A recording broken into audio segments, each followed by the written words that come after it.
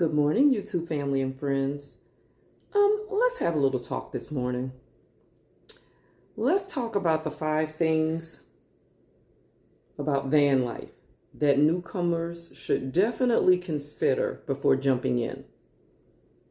Let's talk about that because I did a video, I believe I uploaded a video just yesterday showing a hike that me and some of my van life friends went on, van life family, as I like to call them, and about some of the shenanigans that were going on.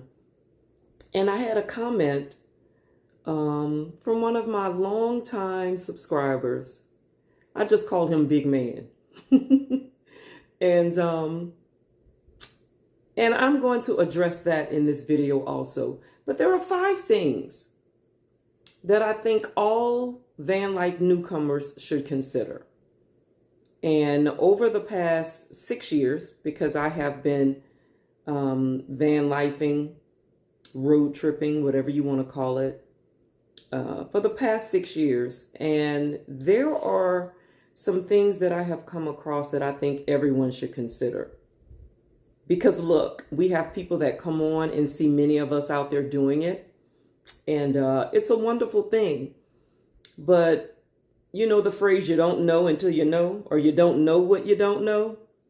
And you don't know until you find it out. So let's talk about 5 of those things.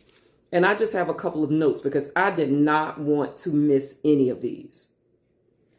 So, hey, good morning. Hope your day is going well. But let's get into it. The first thing.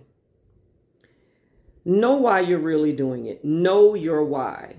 I mean, why are you deciding to go on the road? And that's important. I mean, for me, it was to experience the freedom, to travel in a spirit of gratefulness and really just see the country and take it in and move slow. It was intentional. That was my reason for doing it, to just get out in nature, take it in, have some slow mornings, drink some coffee, hopefully meet some people. And I was able to do that. That was really amazing. That was my reason. So the question is, what is your reason? Because that's what's going to get you through the hard times. And yes, there are hard times in van life. There are some very cold days. There are some very hot days. There are some days when you might get stuck in the sand somewhere. That's happened to me.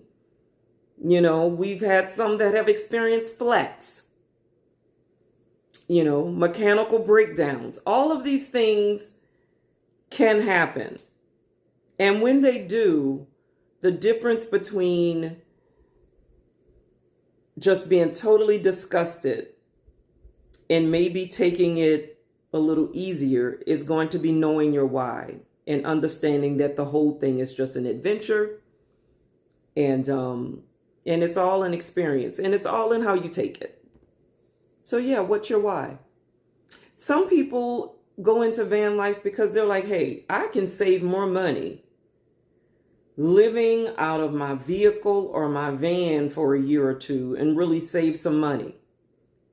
That's some people's why. But you have to know what your why is. There are some who are out on the road who have suffered a great loss and they are grieving. And they know that just by moving forward and reconnecting with nature and just having a slower paced life is going to help them with their grieving. Whatever your reason is, know what it is. And let it be strong enough to get you through the times that are going to be a little unpleasant. Because waking up freezing is not a good thing. Being hot and not being able to cool off is not always pleasant. But when you know your why, it helps you get through it. So that's the first thing. Really know why you're doing it. You know, just know your why. And what's the second thing? Do not, I'm not going to say do not. Really think twice.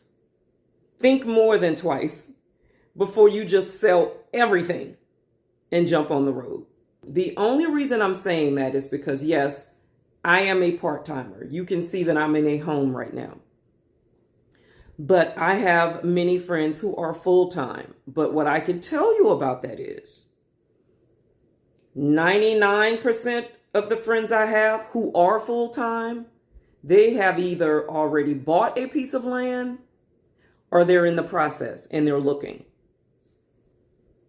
So if you already have a piece of property or land, if it's something you can just rent out and then just go on your adventure, maybe you want to consider doing that before just selling everything. I'm just saying. Because as freeing and amazing as it is to be on the road, it gets a little tiring sometimes, especially if the weather is crazy and with the way things are going now, a lot of the places we could just freely park, I think they're becoming fewer and fewer these days. So, and it's not always easy to get a spot in an RV park. It isn't. And I don't know if that's something that people talk about enough. Me and my road trip family, we're 95% of the time we're boondocking, which means we're just out in the open. We're not hooked up anywhere. That's 95% of the time. And sometimes if the weather is extreme enough or we just want to, for whatever reason, to be in an RV park or a campground, we'll do that. But it's not always easy to find. So before you just sell everything, just keep that in mind. It's not always as easy to maneuver out on the road as it may seem. You have to be able to say, hey, I'm just going to spend a night at this truck stop. And you have to be prepared if something happens to get a knock on the door wherever you are. Just those types of things. Now, if you know the why, if the reason why you're out on the road is strong enough and you're willing to deal with that, no problem. But just know, even if you look online, most people who are full-time on the road, they eventually want a spot where they can just sit for a while and no one bothers them and they don't have to move. Right? So think about that. Keep that in mind before you just sell everything. Freedom is amazing, but you could still have, even if you have just a piece of land somewhere, you can do that and still just be out on the road as long as you want. But having a place to always go back to is priceless. Or have the money somewhere to get a piece of land when you're ready for it. So just before you sell everything, even if you sell everything, you might want to consider keeping some money to be able to at least get you a piece of land somewhere. So that's another thing you always want to consider. Okay? Know why you're really thinking about doing this. And before selling everything, just know that having a place to just settle and not have to move around all the time is something that everyone I know who is full-time is what they want. So keep that in mind. That's the second thing. Number 3, don't jump into a big purchase. Take it from me. When I decided to do this, I jumped in with both feet. I immediately bought a high top van. And I really like the high top van. The only issue is it took me maybe 6 months, if that long, to realize I didn't have to get something that high. I was like, okay, that wasn't necessary. So by the time I decided that I didn't want something that high, because most of the places I went, my high top was too tall. And it would always get a lot of wind shear when I was on the road. That's just me. So really, I went above board when I first went out. And that's not necessary, and you don't have to do that, especially when it comes to the finances, because then trying to figure out what I wanted to do in the meantime, and then going down to a minivan and then thinking, oh, well, that's a little too small, and then going a little, to me, it was all worth it to learn it, but that's money I could have saved. So learn from me. Don't waste money when you don't have to. Just gradually take your time, see what it is enough for you, of what you can deal with, and then go from there. Don't jump in making a big purchase. So that's number 3. And by the way, if you do a minivan or a car and you're like, hey, start there. See if you can deal with it. Because there are many who have been doing it for years. You get what I'm saying. Start small and then build your way up. Don't waste money. Even as exciting as it may seem to just get out on the road and do it, which you should. But starting smaller is always better. Don't jump in at the high end like I did. You just waste money. And then you have to come back around and eventually settle on what it is you're going to do. Currently, I have an Expedition SUV, which is really like a smaller truck. And I have a travel trailer. That's currently what I'm using. But it took, and this is over 6 years, I think I've had 1, 2, 3. This is my 4th iteration in 6 years. And I eventually plan to get me a used Class B or Class C. But I have to save up for it.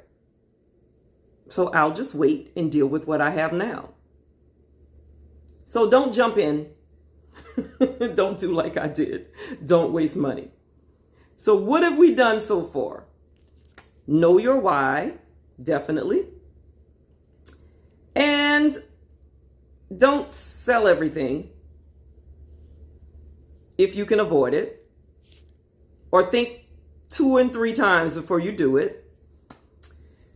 And don't jump into the biggest purchase that there is. Take your time and start from the bottom. Those are the first 3 things you definitely want to consider if you're a newcomer. Now, this next thing, cell service. Number 4, cell service. I know we all have cell phones. We even have hotspots. But for newcomers, I need you to understand. Now, if you're going to do RV parks wherever you go, maybe 90% of RV parks, I'm just kind of guesstimating because I don't do a lot of RV parks, but I would think most of them would have decent cell service, or at least have a way for your hotspots to work. But if you're looking to do some out of the way places, just know that you're probably going to have an issue with cell service, even with a lot of your hotspots. You may want to consider some type of satellite service. We recently experienced this.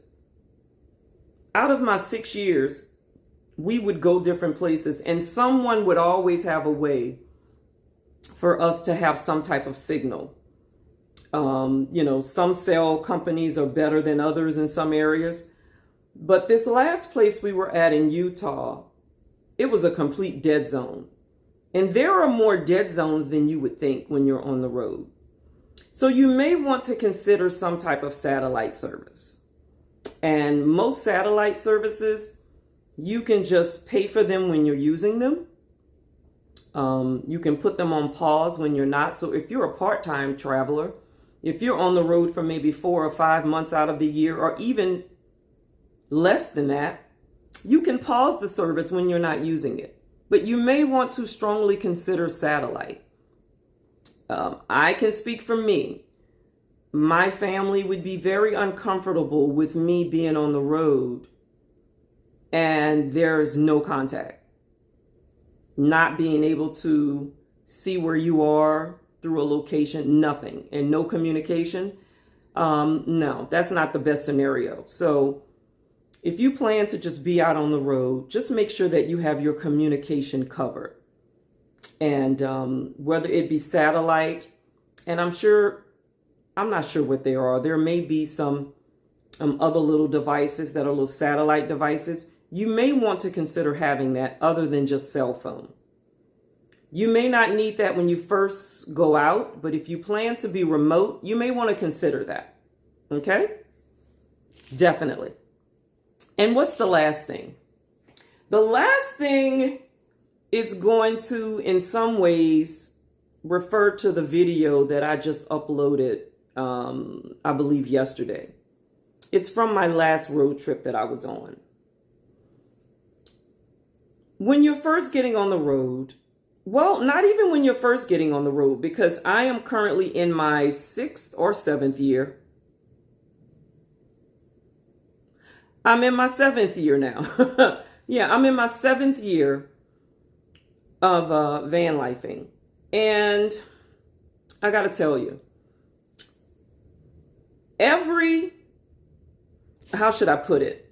Or every little landmark that's out here is not always worth the trouble. Follow me here. Give me a minute to explain.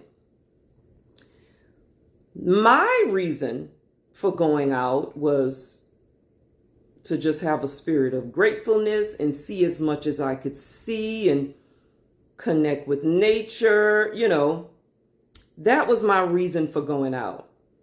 So I guess because of that, I felt there were just so many different things I wanted to see. But what I have learned is that there are times that the effort that you have to put in to go see something is not always worth it.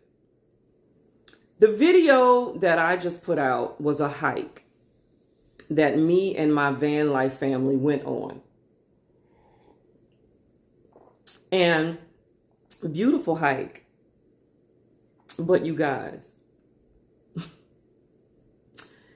we originally thought we were going on like a 1.5 mile hike, and it turns out that it was going to be 6 miles round trip. Now, and we were thinking, okay, we can walk 6 miles, even though we had not planned for it. We can do that. And we were thinking, hey, now, of course, my issue was that I hadn't had dinner the night before and I hadn't had breakfast the morning that we walked out, because I'm thinking we're doing a 1.5 mile hike. But because one of the people in my travel family decided, hey, let's go see some falls. And we're like, yeah, that would be beautiful. Let's go see it. But for whatever reason, none of us decided, hey, is this really worth it? Once we realized that we were going to be doing a 6 mile hike. And if I were just walking at the park and someone said, hey, we're going to do 6 miles, I'd be like, okay, I wasn't expecting it, but yeah, no problem. But this hike, and I like to be in a spirit of gratefulness, which is why I'm being careful how I say this. But to be honest with you, this hike was not worth what we went through to go see the falls. And if you haven't seen that video, check out the video that's uploaded before this one. It is called Van Life Hiking with My Road Trip Family. Yes, the falls were beautiful. But for those who have seen falls before, I mean, it just wasn't worth it. And the reason I say that, and the reason I am making this point, is because when we go out in van life, there are things that we do in places we travel to that are not worth the effort and the danger that can be associated with it. We were climbing on all types of rocks, over boulders. There were areas that were quite dangerous where we could have slipped. And there were times when a few of us slipped a little bit. And there were some situations where one of us could have gotten hurt. And there would have been no one there to get us. Because, did I mention, on this trail, there was no cell phone service. So the question then becomes, is every beautiful scenery or destination worth it? And it's not. Um, just the idea of having the freedom and having the privilege to do that should sometimes be enough. And just the destination and the beauty and seeing things sometimes should be enough.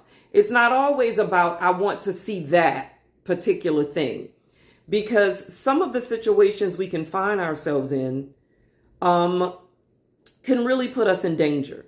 So I need anyone who's coming out and doing this to understand that, because I'm in my 7th year and I'm on this hike and I'm with 5 other people.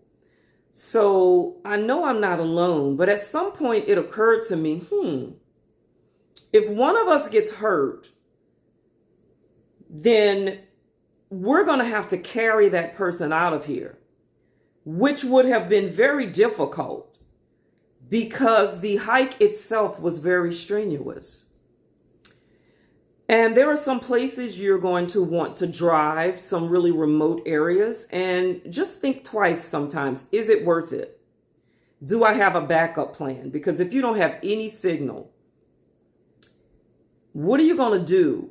Even if you're driving somewhere, if you're out in the middle of nowhere and you have a flat or you get stuck. So it's just something to consider. For newbies, and that's even for those of us who have been out for years now, sometimes we can get very comfortable and we will be in the middle of a thing and then that will occur to us. But I think it's something we should all keep to the forefront of our minds to understand that just having the freedom and enjoying the scenery, and if we are blessed enough to have friends that we meet up with, that we can travel with, sometimes that's enough. It's not always about seeing that next thing, because that could get you in trouble. So that's basically it. So what are our 5 things? What did we say? Know your why, because that's what's going to get you through the craziness that you will encounter. I promise you, you will encounter some very crazy times on the road. But if your why is strong enough, it'll be worth it. And then the next thing is, don't sell everything. Well, I keep saying I'm not going to tell you not to. Just think 2 and 3 times before you sell everything. Know your why. Don't necessarily sell everything. And if you do, keep some money to get you a piece of land, because believe me, you will eventually want it. Don't jump into the biggest purchase just because you're excited about doing it. Start small. Consider some type of satellite service. You might want to consider that, because you're going to come into some very dead zones. And be careful about where you venture and how you go about it, because every landmark and piece of scenery that there is out there, some of them are not worth putting yourself in danger to see. Those are the things every new van lifer should consider. But if you can keep that in mind, then go forth and conquer. Because I will tell you, those of us who are out there through the good and the bad, through the crazy weather, we are having a magnificent time exploring, and that has a lot to do with the people that you meet up with. And it's now like a on the road family. So if you're considering that, consider it. Just keep in mind some of the things that I mentioned, and you should be fine.